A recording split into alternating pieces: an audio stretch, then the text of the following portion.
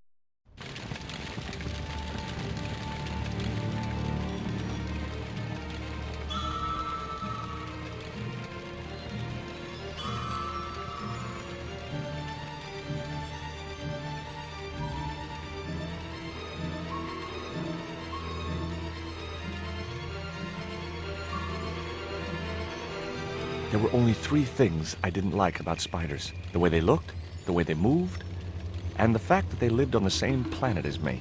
This spider was big, mean, and hairy, and definitely not a native of Europe.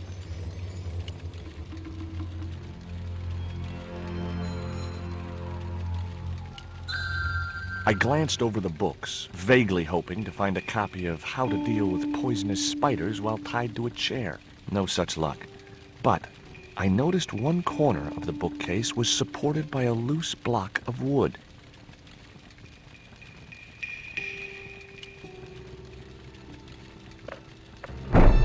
Maybe I'd been a little heavy-handed, but it was a question of survival. Of course, I was still tied to a chair in a burning house with no means of escape.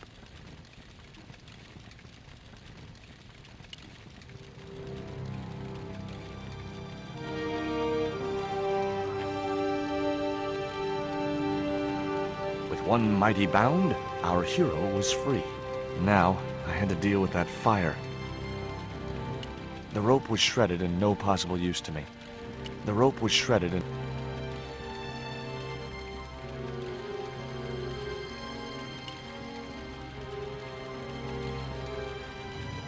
In the drawer was a small decorated pot.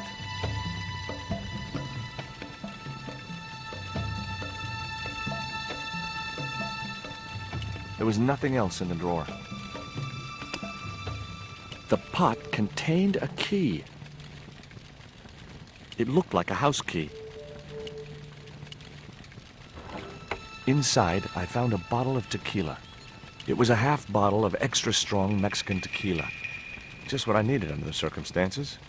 Normally, I didn't drink strong spirits, but today was far from normal. Ew. Disgusting. Not only did the tequila burn like hell, I just managed to stop myself from swallowing the worm. I'd drunk enough of that. What looked like a little shriveled wiener lay on the carpet. Thankfully, it was only the worm from the tequila bottle.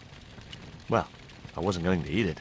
But life had taught me one thing. No matter how unlikely it seems, the strangest objects have their uses. Even tequila worms. It was that itsy-bitsy tequila worm. I really must remember to take it out of my pants before I send them to the laundry. It was Nico's bag.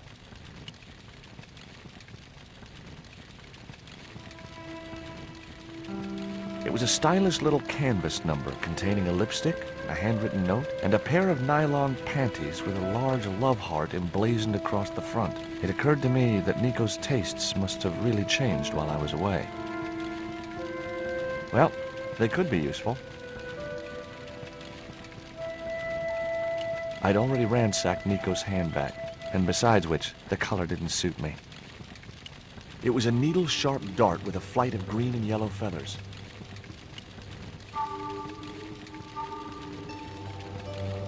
That dart was sharper than a mosquito's business end, but this didn't deter me from getting it anyway.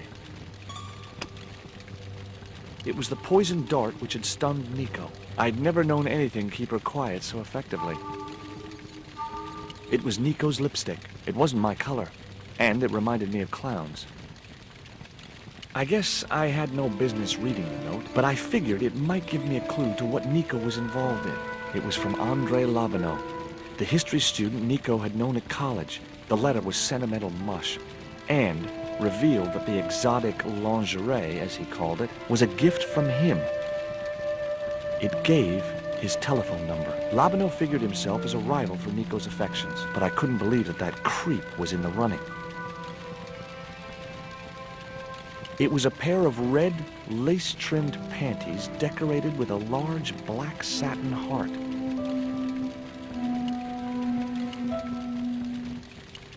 It was the box that spider had crawled from. I wasn't going to touch the box after that spider had been inside it. I racked my brains to think of a way to improvise a fire extinguisher. If only I'd stopped for a coffee at the airport.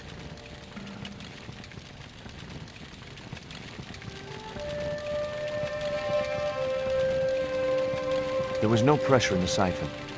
I guess it was out of gas.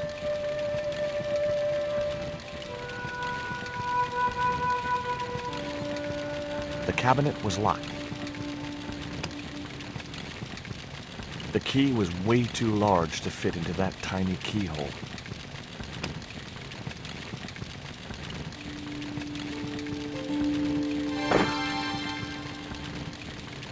As I released the lock, something blew the doors open.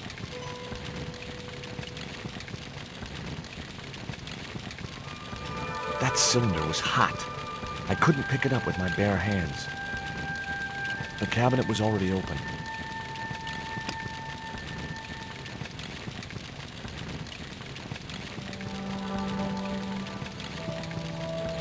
The panties I'd found in Nico's bag were just what I needed to wrap around the hot cylinder.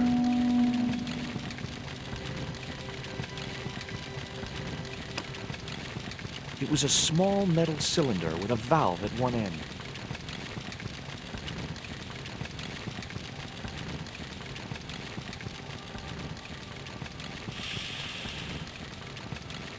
The cylinder gave out a faint hiss as the valve opened.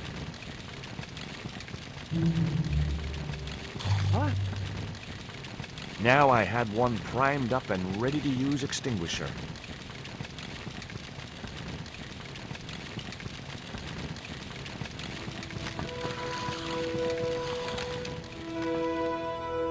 With a well-aimed squirt of his soda fountain, our unshakable hero saved the day. Now it was time to start looking for Nico.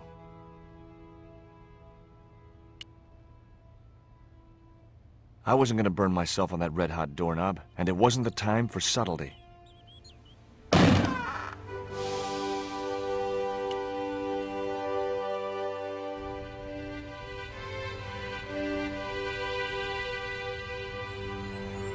It was a folded clipping taken from a newspaper.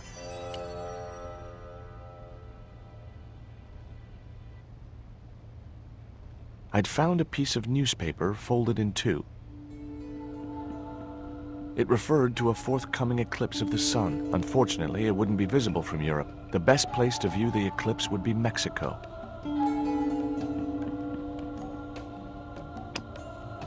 It was the newspaper clipping referring to the imminent eclipse. Wrapped inside it was another small piece of paper. It was a bank statement for Oubier's account from an automatic telling machine. The last 5 withdrawals were for large amounts, and all made in Marseille. The door led to some other part of Oubier's mansion.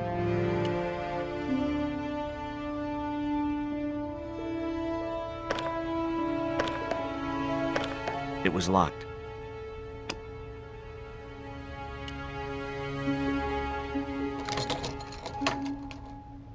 The house key didn't fit this lock. It was Oubier's telephone. Much as I disliked him, Labano might be my only hope of finding Nico.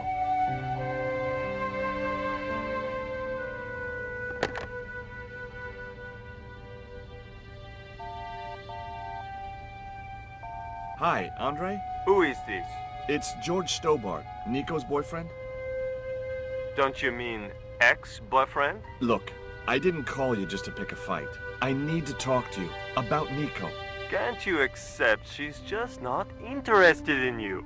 Listen, Andre, we need to talk. Nico's life depends on it. Okay. You remember the cafe at Montfaucon? Sure. Andre? You'd better show, you creep. I felt an irrational urge to wipe my ear.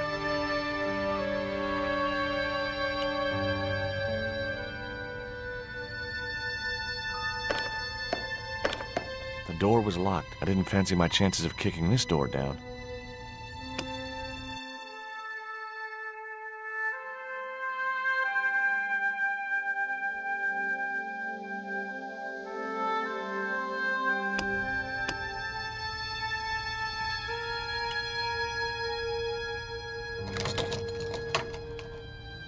I unlocked the door. I wasn't looking forward to meeting Labano again, but he was my only link with Nico.